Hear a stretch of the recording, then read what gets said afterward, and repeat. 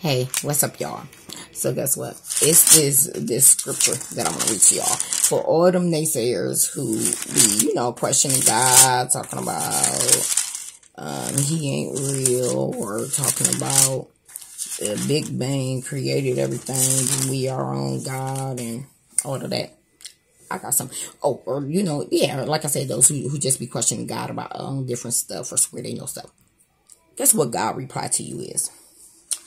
Okay, so this is Job chapter 38, verse 1 is where I'm starting at. Because God, hold on, you know how to be like, oh, they read you, or, oh, he checked you, oh, he sent it 10 toes down. God, he got heart. Where you think you got it from? All right, he created us in his likeness and image. We just pervert what he intended for us due to the fact that sin came in. Because he wanted us to be confident. He don't want us prideful and proud though. But anyway, so here, let me read this. It says, Then the Lord answered Job out of the whirlwind and said, Who is this who darkens counsel by words without knowledge? So let me break that down. Job was praying, talking to God, and this was God's reply to it, because Job was questioning him, or call himself checking him. So God, like, who is this? Saying like, who are you to be darkening counsel? Basically, like, ignore my counsel, or saying my counsel ain't good enough for you, because God was talking to him back. And he says, by words without knowledge. Like, you ain't got the knowledge to call yourself dismissing my counsel. All right. But let me just go on. He says, now prepare yourself like a man. I will question you and you shall answer me. God is gangster. I'm telling y'all don't be knowing. He said, prepare yourself like a man. Put your chest out. Stand up. Open your ears. I'm talking. Okay. And he said, I will question you now. All right. So you be a man. You take this and you let me know then, since you who you think you somebody. So he says, I will question you and you shall answer me. Where were you when I laid the foundations of the earth? Where were y'all when God laid the foundations of the earth? Mr. Big Bang people. Tell me if you have understanding. Who determined its measurements? Surely you know. Since you know it all, you come in and question me and saying what I'm telling you ain't fit, ain't right, don't suffice. I'm telling y'all, God gangster, I love it. I love it. I love it. It makes me love him more when he be checking me. Like, I be in prayer talking to him. He send me to a scripture. He be in check me, but I just be loving it. Like, I'm glad I know I'm yours because you're talking to me, responding. You know what I'm saying? But yeah, God gotta check you quick. So he says, where were you when I laid the foundations of the earth? Tell me if you have understanding, which you don't. Who determined its measurements? Science actually proves God exists, doesn't disprove. Surely you know. Or who stretched the line upon it? To what were the foundations fastened? What did I use to seal in those foundations?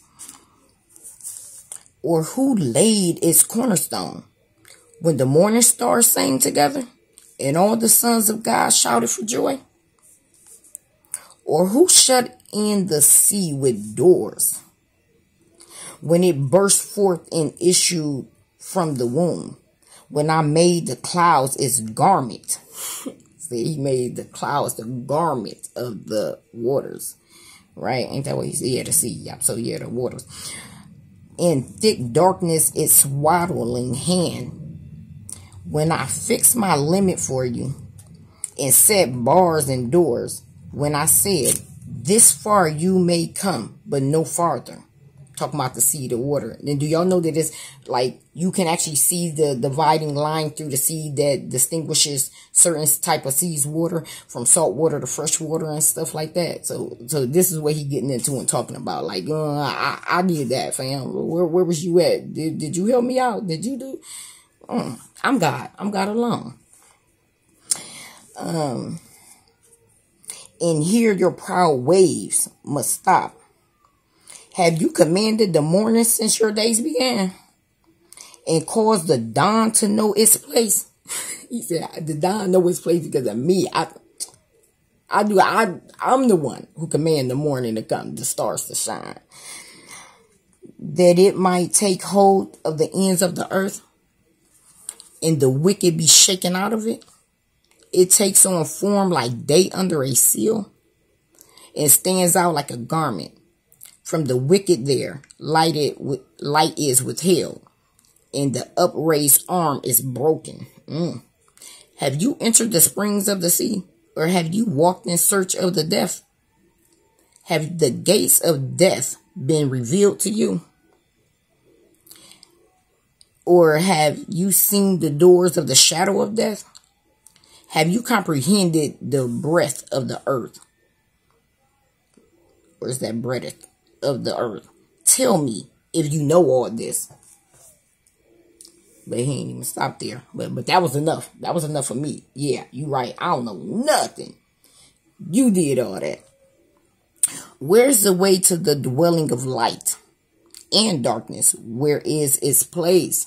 Like, do you know? That you may take it to its territory. That you may know the paths to its home. Do you know it because you were born there? Oh, because you were born then. He didn't say there. He said, do you know it because you was born then or something? Let me know. Yo. Or because the number of your days is great. Like, were you there in the beginning when I laid the foundations of the heavens and earth? Were you there? Have you entered the treasury of snow? Or have you seen the treasury of hell? You ever heard that saying? I say, I'll open up the windows of heaven and pour you out blessings. And the firmament above us is actually water, just like water is in the sea.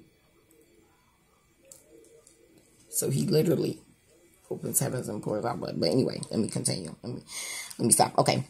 Which I have reserved for the time of trouble, for the day of battle and war.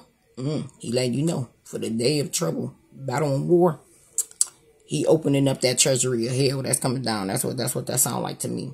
Oh, right. Because it does say in the end time, stars will fall, the sun will go. Okay, yeah. Okay, it says, which I have reserved, okay, for the time of trouble, for the day of war. By what way is light diffused, or the east wind scattered over the earth? Because God is a master science and mathematician. Who has divided? Everything was made using math, science, matter. They got it. Okay. Who has divided a channel for the overflowing water? A place for the overflowing water to go. Who made that little, switch off? To cause it to rain on a land where there is no one. Oh, you're talking about where, because at that time, well, no, we still got land that's unoccupied where no human exists. But anyway, yeah, where there is no one. A wilderness in which there is no man, to satisfy the desolate waste.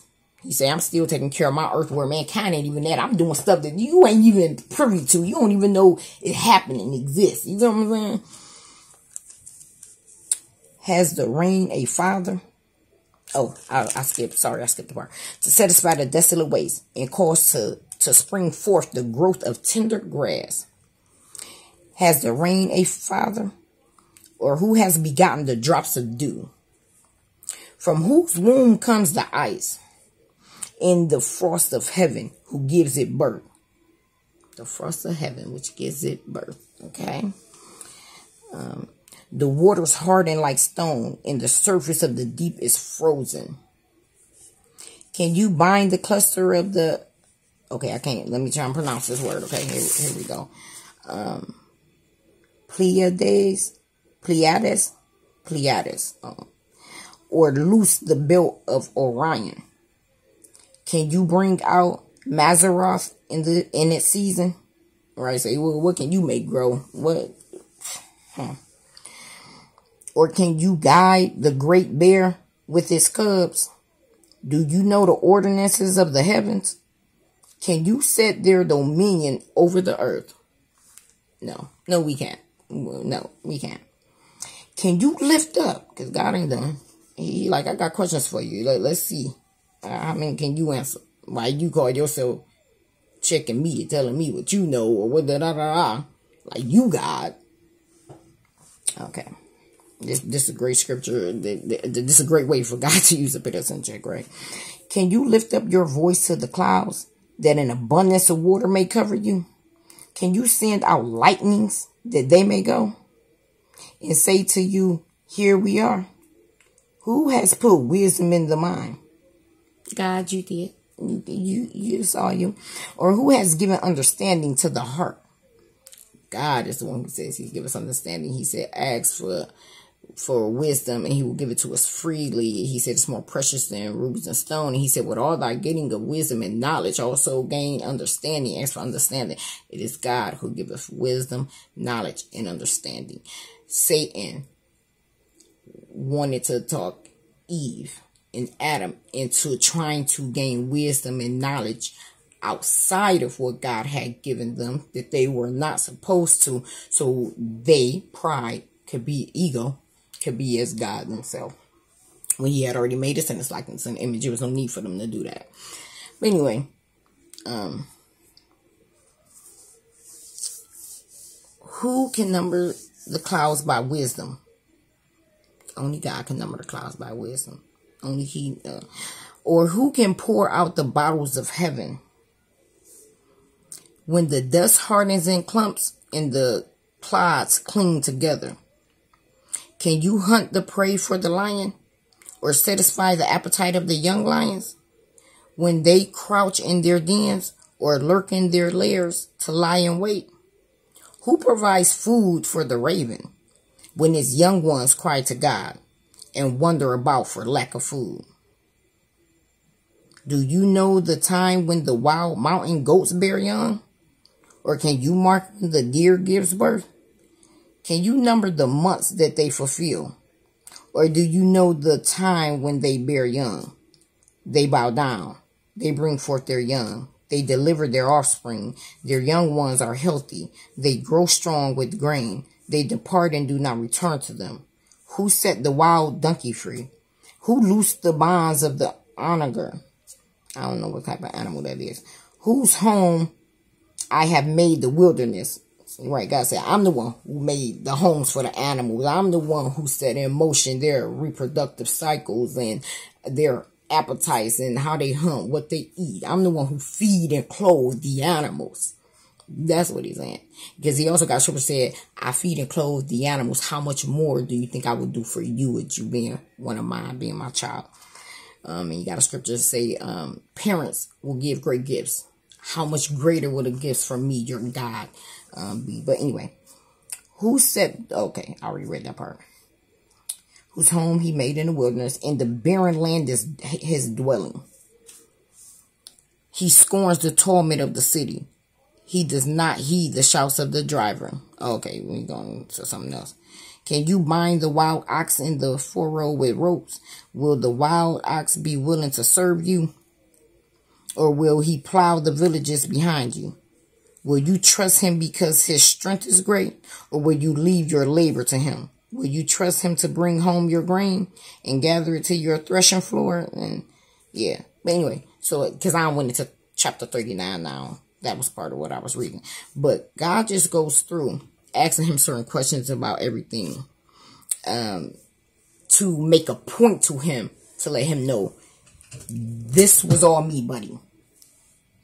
I have created everything, including you. I'm the one who knows everything, not you. Our knowledge, our wisdom, our understanding is significantly far less than he is, right? We're limited. He has no limits.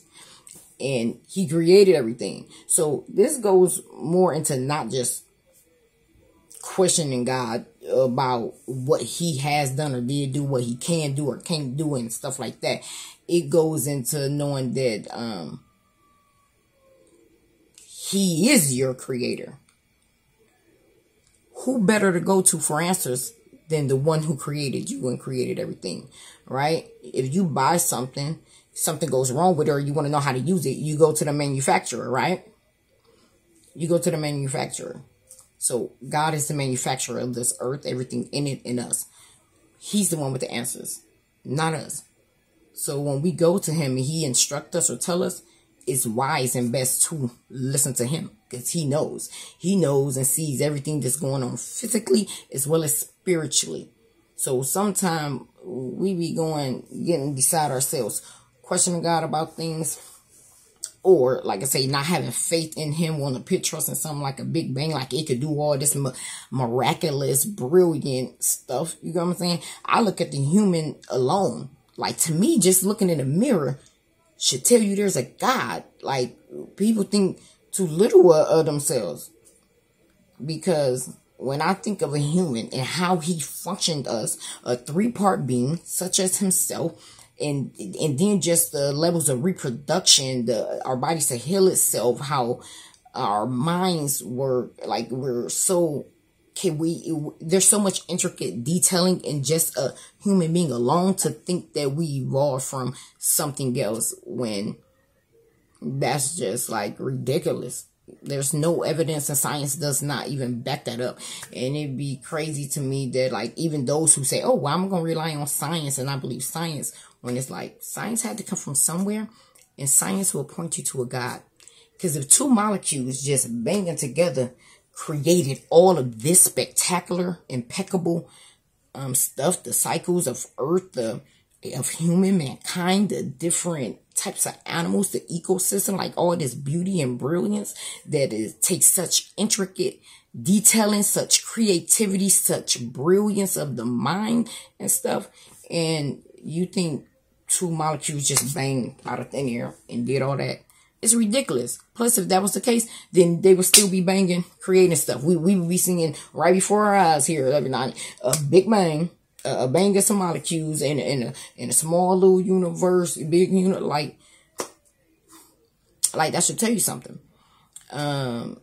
Just like those who think, oh, there's other life forms out there. All the other planets that we see in our galaxy don't have life, right? That should tell you something. That's for a reason. That's because we are the center of the universe. We are the center of God's universe. He created us in the center. It is Earth, the only one this beautiful and that is alive and thriving, because we are here with purpose and we're made by a God, not a molecule, a Big Bang. Or right, there will be other people on the planets. Now, mankind wants to be so smart and too smart for their own good, wants to put us on other universes, but they're lying to you when they tell you this stuff. And their goal for doing it, partly, and one I'm about to talk about that's important to me, is they're doing it to make you think that there is no God and there is no significance in us, and what we do here doesn't matter and isn't a purpose for it. That's not true. We are the center of the universe. The sun is circling us, not the earth isn't circling the sun. If you read God's word, right, he go through and tell you about how he laid the foundations of the earth, and all of that. We have a firmament over us, basically a dome. So they're lying to you, telling you global warming is opening up this ozone, when it's not true. They've been sending missiles up in here trying to go out and explore or do all different types of stuff. And if you pay attention, they say only 5% of the ocean has been discovered or studied, basically, right? They went down there and seen some things, made them want to run and try and go up, right? Which they can't until God decides to crack the sky. Mankind will be right here. Look up Project Fishbowl, Project Bluebeam, and Project Paperclip, stuff like that. There are glass walls all around us. There is no circle Earth. If you go around, it is glass walls that are around us. They don't want mankind to know that yeah, you can go in a circle on the Earth, but the Earth is flat. It's like this. And then you can go deep down. You got to see deep down. You got to hear deep down. But anyway, it's scripture where God says that it was certain angels, certain fallen angels that were so evil and so grotesque that he chained them in the sea. One day they will be released. Satan's going to release them. But anyway, God is going to allow them to be released. He chained them in the sea. And they went down there and they seen probably the marine kingdom of Satan, where there's demons, there's angels that have been chained down there. And they got scared and spooked, like, what the heck? And they start saying, we want to go. We want to get out. So that's when they start trying to explore outer space and telling y'all all these crazy lies about it. Just like they have been trying to get past these ice walls they got put around. Which they're not going to be able to do that either. They can keep trying, but they won't. So that's when they turned around then and start trying, because the project, High Jump, that's the other one. Project High Jump is where they were trying to jump over the ice walls, because they need, they were trying to, they couldn't. So then they start shooting missiles into the firmament, and then telling us global warming is making, doing all that crap. But no. That's what is causing that. They're shooting missiles, not our so-called pollution and all that. The other thing, because guess what? NASA used to be an open forum, free for the public, to know everything they was doing, all their discoveries and all that. Well, some years ago, because I was checking it out, the NASA and the military joined together, and then everything became classified. The only thing we could know is when they were leaving and when they came back. They wasn't telling us what they were doing anymore. It was classified. And that was them, the military and NASA, trying to go and create a way to get out of there.